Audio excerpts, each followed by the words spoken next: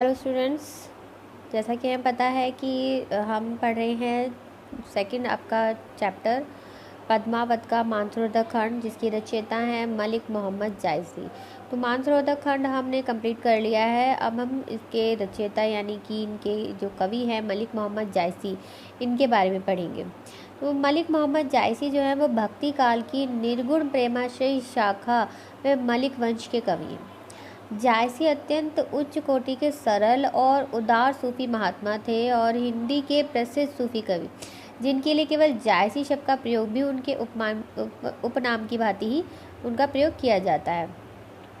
तो अब जान लेते हैं इनके बारे में थोड़ा सा कि इनका जो पूरा नाम था वो था मलिक मोहम्मद जायसी, और इन्हें जायसी जिसे अन्य नाम से ही पुकारा जाता था। इनका जन्म जो है वो सन 1797 ईस्वी से 1494 ईस्वी के बीच माना जाता है।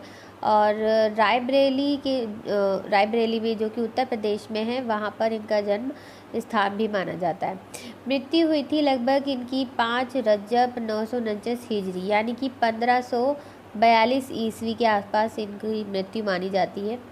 अभिभावक के रूप में इनके पिता माने जाते हैं मलिक राजे अशरफ, और मुख्य रचनाएं जो उन्होंने लिखी थी वो थी पद्मावत, अखरावट, आखिरी कलाम, रेखा और कहरानामा आदि। और इसमें सबसे ज़्यादा जो फेमस हुई थी वो थी पद्मावत। इसी पद्मावत महाकाव्य की वजह से ही इन्हें बहुत ज़्यादा प्रसिद्धि प्राप्त हुई, और ऐसा कहा जा सकता है कि पद्मावत ही इनकी प्रसिद्धि का मुख्य कारण था। भाषा इन्होंने जो प्रयोग की थी वो थी अवधी, क्योंकि उस वक्त पर अवधी भाषा जो है वो जनमानस की भाषा थी। और चूँकि मलिक मोहम्मद जायसी जो है वो अरबी फ़ारसी के कवि थे, अरबी फ़ारसी इनकी भाषा थी, लेकिन इन्होंने अपनी भाषा की बजाय जनमानस की भाषा को ही प्रयोग किया, ताकि जो ये बात कहना चाहते हैं, जो जनमानस को समझाना चाहते थे, वो अच्छी तरीके से वो उन्हें कह सकें। इसीलिए इन्होंने जो लोक भाषा थी अवधी, उसी का इन्होंने प्रयोग किया। छंद जो इन्होंने प्रयोग किया था वो था दोहा और चौपाई, और शैली जो इन्होंने प्रयोग की थी वो थी आधारिक शैली और प्रतीकात्मक शैली। इसके अलावा शब्द चित्रात्मक शैली तथा अतिशयोक्ति प्रधान शैली का भी इन्होंने प्रयोग किया था। अब थोड़ा सा इनके बारे में जान लेते हैं कि ये क्या क्या और कैसे थे। मतलब इनके जो हमने भी पढ़ा वो थोड़ा शॉर्ट में था, अब थोड़ा विस्तृत रूप से इनके बारे में जानकारी ले लेते हैं कि ये जो है जायस नाम का एक नगर जो है वो उत्तर प्रदेश के रायबरेली ज़िले में आज भी वर्तमान है, जिसका पुराना नाम उद्यान नगर या उद्यानगर या उज्जालिक नगर बताया जाता है, तथा उसके कंचाना खुर्द नामक मोहल्ले में मलिक मोहम्मद जायसी का जन्म स्थान होना कहा जाता है। कुछ लोगों की धारणा है कि जायसी की जो जन्मभूमि है वह गाजीपुर में कहीं हो सकती है, किंतु इसके लिए कोई प्रमाण नहीं मिलता। अनुमान यह भी किया जा सकता है कि इनका जो जन्म है संभवतः 800 हिजरी एवं 900 हिजरी के मध्य, अर्थात सन 1797 ईस्वी और 1494 के बीच किसी समय हुआ होगा, तथा 30 वर्ष की अवस्था पा चुकने के बाद ही इन्होंने काव्य रचना को प्रारंभ किया था। अभी तक हमने पढ़ा कि जो भी प्रमाण इनके बारे में कहे जाते हैं कि इनका जन्म, मृत्यु या इनके अभिभावक, जो भी इनके बारे में कहा जाता है, उसके लिए पूर्णतः प्रमाणित नहीं होने के कारण इसीलिए हर जगह जब आप पढ़ेंगे तो यही लिखा होगा कि ऐसा माना जाता है या कहा जाता है, क्योंकि कुछ भी ऐसा ठोस प्रमाण इनके बारे में या भक्ति काल के कवियों के बारे में इतना नहीं मिलता जिससे ये स्पष्ट रूप से कहा जा सके कि इनका जन्म इसी समय हुआ था और उसी समय उसी जगह पर हुआ था। कुछ जो अन्य जो पुस्तकें हैं उनके माध्यम से अनुमान के आधार पर ही इनके बारे में जानकारी प्राप्त की जाती है, और उन्हें अन्य पुस्तकों के माध्यम से अन्य कुछ ऐतिहासिक जो भी चीज़ें हैं उससे थोड़ा सा जोड़कर इनके बारे में जो विचार हैं या जो भी इनके बारे में जानकारी है वो जुटाई जाती है। इसलिए कुछ भी निश्चित रूप से नहीं कहा जाता कि इनका जन्म इसी सन में हुआ है या इसी जगह पर हुआ है। सिर्फ अनुमानों के आधार पर ही इनके बारे में जानकारियाँ जो है वो जुटाई जाती हैं। अब आगे देख लेते हैं कि जायसी की जो शिक्षा है वो भी विधिवत नहीं हुई थी, और जो कुछ भी इन्होंने शिक्षा दीक्षा प्राप्त की थी वह मुसलमान फ़कीरों, गौरवपंथी, वेदांती साधु संतों से ही प्राप्त की थी।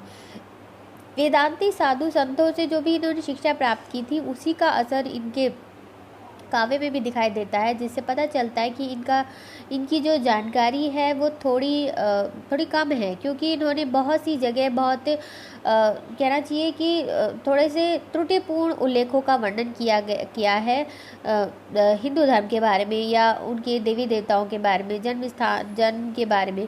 तो जिससे ये बिल्कुल अच्छे से पता चलता है कि इन्हें पूरी तरह से जानकारी नहीं है, और इन्होंने जो भी थोड़ी बहुत इनको जानकारी है उसी को अपने काव्य में इन्होंने प्रयोग किया है।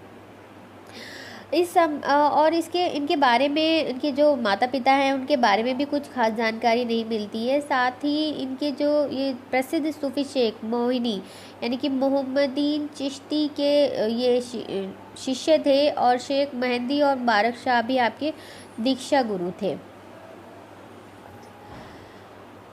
और जैसा कि मैंने बताया, इनके पिता का नाम, इनके जो अभिभावक हैं बहुत ज़्यादा उनके बारे में जानकारी नहीं मिलती है, लेकिन ऐसा कहा जाता है कि मलिक राजे अशरफ जो है इनके पिता थे, और वे मामूली ज़मींदार और खेती करते थे।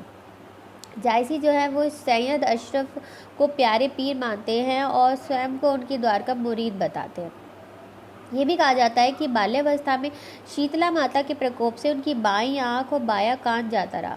वे अत्यंत काले और कुरूप माने जाते हैं, और इसी वजह से जब इनकी जो कुरूपता है इस पर जो एक बार शेर शाह जो है वो हंस पड़ा था, जिस पर इन्होंने कहा था कि मुझ पर हंस रहे हो या मुझे बनाने वाले कुम्हार पर।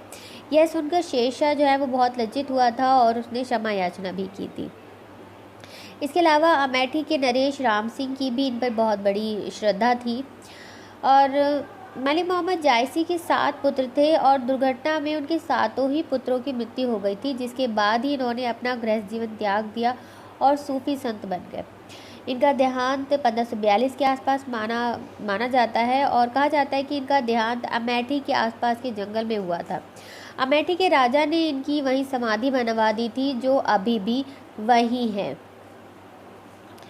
अब बात करते हैं इनकी रचनाओं के बारे में। इतिहासकारों के अनुसार जायसी के ग्रंथों की संख्या 21 बताई जाती है, परंतु इनमें से पद्मावत, अखरावट, आखिरी कलाम, कहरनामा और चित्ररेखा ही ये 5 ही उपलब्ध हैं, और इनमें भी सबसे ज़्यादा जो प्रसिद्ध है वो है पद्मावत। जायसी ने बाबर के शासनकाल में ही आखिरी कलाम, जो कि 1529 से 30 के मध्य, और पद्मावत 1540 से 41 के बीच में जिसकी रचना हुई थी उसकी रचना की थी। इनकी भाषा अवधी है, और उनकी रचना शैली पर आदिकाल के जैन कवियों की दोहा चौपाई पद्धति का प्रभाव पड़ा है। अब जो इनकी 5 रचनाएं हैं उनके बारे में थोड़ा जान लेते हैं। सबसे पहले बात करते हैं पद्मावत। पद्मावत जो कि इनकी प्रसिद्धि का मुख्य कारण है, इसमें चित्तौड़ की महारानी पद्मिनी और रत्नसेन के प्रेम का सुंदर वर्णन किया गया है। दूसरा है इनका अखरावट। अखरावट में वर्णमाला के क्रम से सूफी सिद्धांतों का वर्णन किया गया है, और आखिरी कलाम में जो है वो प्रलय के समय का चित्रण किया गया है। साथ ही जो कहरनामा है इनका, उसमें निर्गुण भक्ति संबंधी कहरवा छंद में निबंध गीत है। इसके अतिरिक्त मेहरी बाईसी और मसलानामा भी इनकी रचनाएं मानी जाती हैं, किंतु जायसी की अक्षय कीर्ति का आधार स्तंभ जो है वो पद्मावत महाकाव्य ही है। इसके अलावा उनकी कुरान पे भी दृढ़ आस्था थी, किंतु अन्य धर्मों की पुस्तकों का भी सम्मान करते थे। हिंदू धर्म का तो बहुत आदर करते थे, और सूफी मत के पोषक होने के कारण उनका हृदय जो है वो प्रेममय था, और प्रेम के द्वारा ही वे अपने मत का प्रचार करना चाहते थे। और इसीलिए जो उन्होंने जो है अपने सिद्धांतों को लोक भाषा में जनता को रसात्मक वाणी में समझाने की कोशिश की है, और इसीलिए इनके काव्य में कबीर का सा कट्टरपन और अक्खड़पन दृष्टिगोचर नहीं होता, और यही वजह है कि जनता उनका अत्यंत सम्मान करती थी और उन्हें शुद्ध पुरुष मानती थी। तो आज के लिए इतना ही है। अगले लेक्चर में हम जो है इसके आगे करेंगे, यानी कि इनकी काव्यगत विशेषताएं जो है, इनकी काव्यगत विशेषताओं के अंतर्गत इनकी कला पक्षीय विशेषताएं और साथ ही इनकी भाव पक्षीय विशेषताओं का भी हम यहाँ पर देखेंगे, इसमें क्या क्या है। तो आज के लिए इतना ही। Thank you.